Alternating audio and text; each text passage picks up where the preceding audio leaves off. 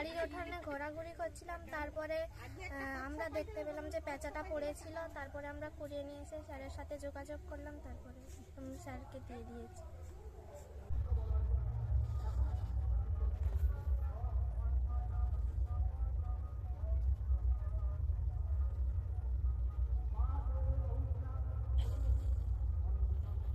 ও ফিরে যেতে মন করছে না, বেশ দুদিন আদর যত্ন পেয়েছে, অনেকটাই ঠান্ডা ভাব,